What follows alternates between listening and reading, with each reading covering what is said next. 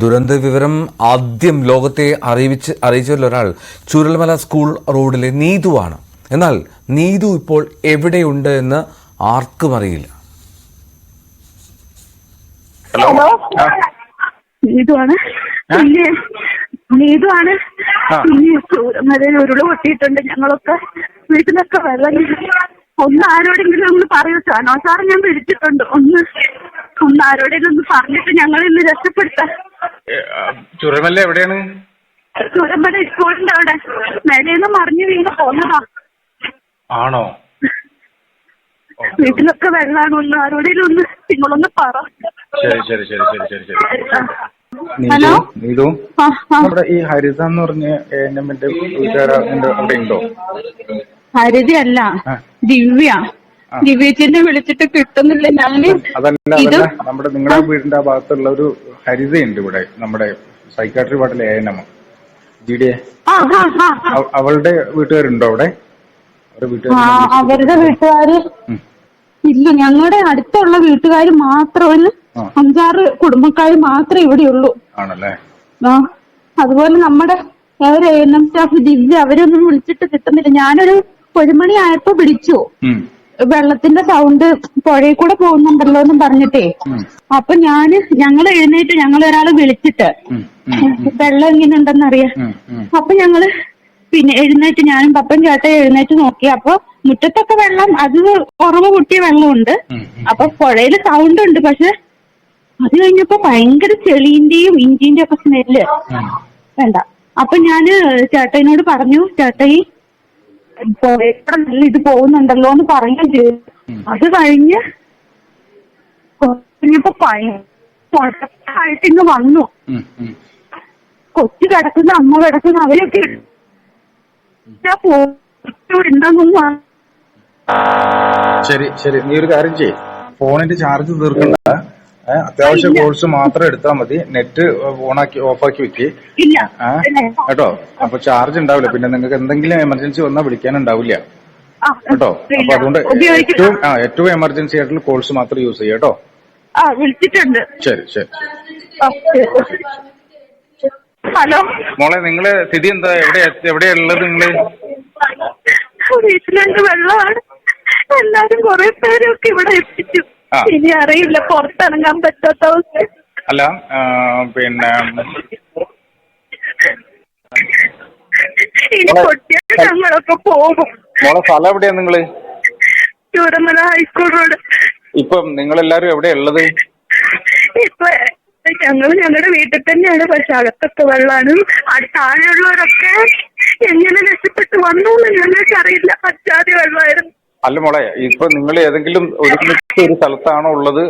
അതെ. എവിടെ? സ്കൂൾ എങ്ങനെയാണോ? സ്കൂളിന് ഇച്ചിരി ഇങ്ങോട്ട് വന്നാൽ ഞങ്ങളുടെ വീട്ടിലാണുള്ളത്. അല്ല, നിങ്ങൾ എന്തിനാ വീട്ടിൽ പോയാ? നിങ്ങൾക്ക് എല്ലാവർക്കും ഒരുമിച്ച് നിന്നാ പോരെ? അങ്ങനെയല്ല. അതായത് ഞങ്ങളുടെ വീട്ടിലാണ്.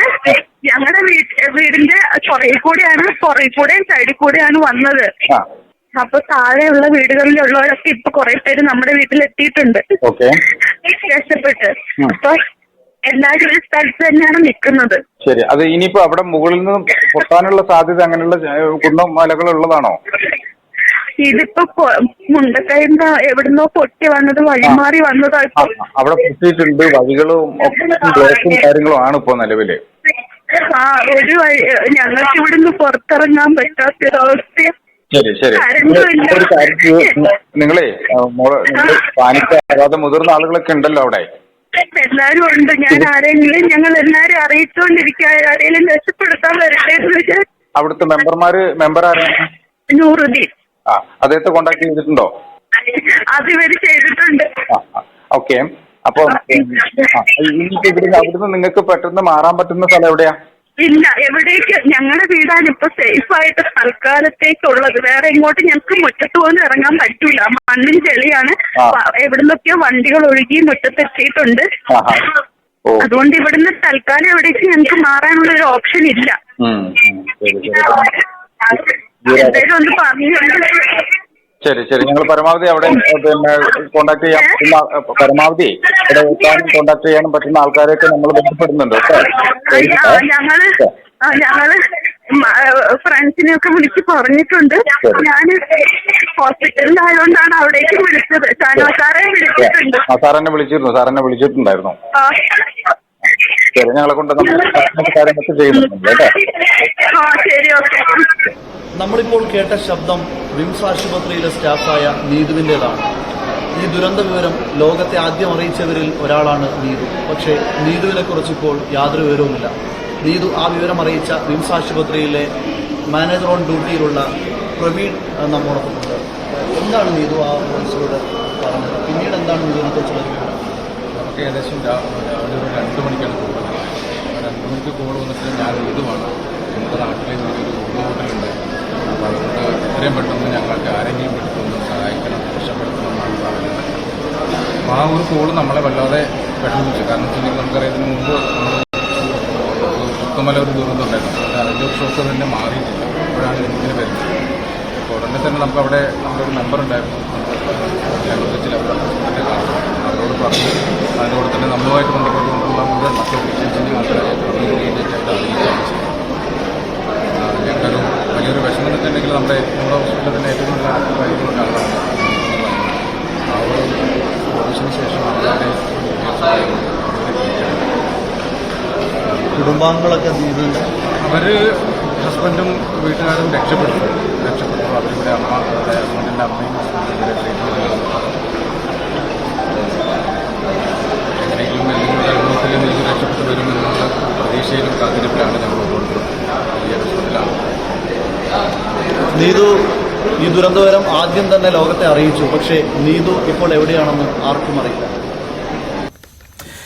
ഷബീറാണ് നീതുവിൻ്റെയും പ്രവീണിൻ്റെയും ആ സംസാരം, അതിൻ്റെ വിവരങ്ങൾ പങ്കുവച്ചത്. പക്ഷേ നീതു ഇപ്പോൾ എവിടെയാണ് എന്നുള്ളത് ഇങ്ങനെ നോക്കുന്നു. എല്ലാവരും തിരയുകയാണ് നീതുവിന് വേണ്ടി. ഇനിയും നീതുവിനെ കണ്ടെത്താൻ കഴിഞ്ഞിട്ടില്ല.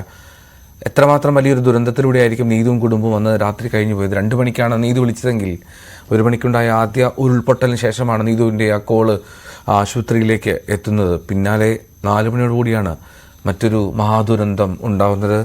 ആ ചൂരൽമല ഭാഗത്തെ ആ സ്കൂൾ പരിസരങ്ങളെയൊക്കെ തൂത്തെറിഞ്ഞ് ഉരുൾപൊട്ടിയെത്തിയത്. പറയുക പ്രയാസകരമാണ്. അത്രമാത്രം വലിയൊരു ദുരന്തം ആ പ്രദേശത്തെ അഭിമുഖീകരിക്കേണ്ടി വന്നു, ആ പ്രദേശത്തെ വിഴുങ്ങിയപ്പാടെ എന്നുള്ളതാണ്. വയനാട്